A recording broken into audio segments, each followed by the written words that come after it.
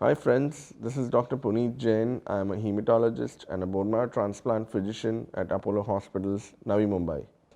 Today, I'm going to talk to you something which I'm really passionate about, bone marrow transplants. When we say transplants, you might be used to organ transplants where we replace certain organs from the donors into the recipients. Bone marrow transplants are different. There are two types of transplants. One is an autologous transplant and one is an allogenic transplant. Now, autologous transplants, you basically take stem cells from your own body. The patient who is going to undergo a transplant will be subjected to certain chemotherapy. But before being subjected to chemotherapy, we will take out the stem cells through special machines, which we call as apheresis machine. It's a 3 to 4 hour collection. And we preserve those stem cells. If need be, we cryopreserve in deep freezers in minus 80 degrees Celsius, and we store the stem cells. And then we give you high dose chemotherapy by admitting you in certain very protected rooms, what we call as HEPA filtered rooms. Those are positive pressure rooms.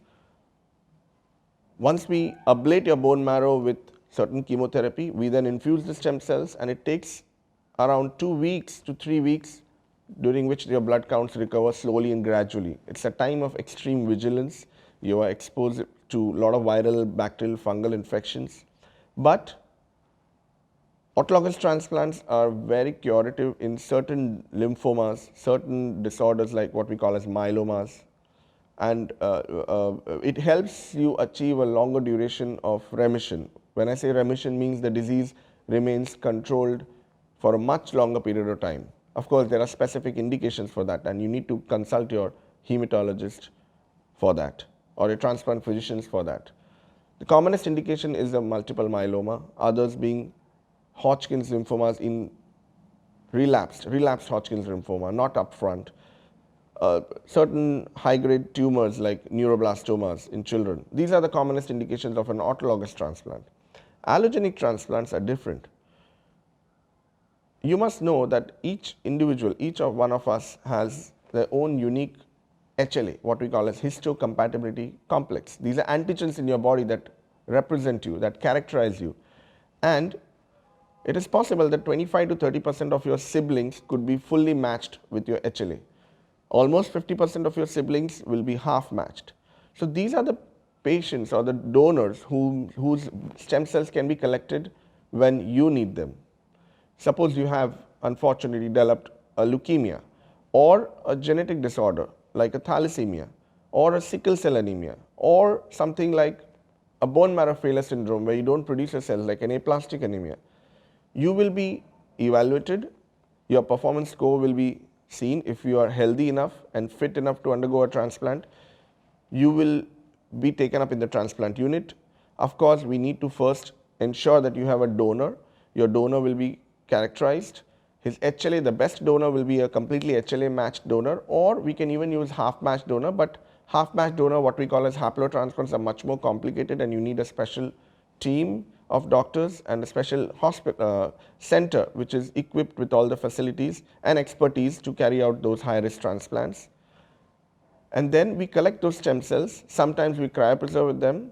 The process is similar to autologous. We ablate the bone marrow by using chemotherapy, then we infuse those stem cells, and then again it takes 2 to 3 weeks of time for the blood counts to recover, or what we call as restoration of your hematopoiesis. Now, allogenic transplants are different. These medicines go on for a long period of time.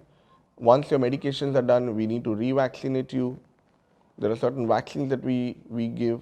So you have to understand that these both procedures are indicated in certain diseases. They come with its fair share of risk, but sometimes are very curative for a lot of diseases.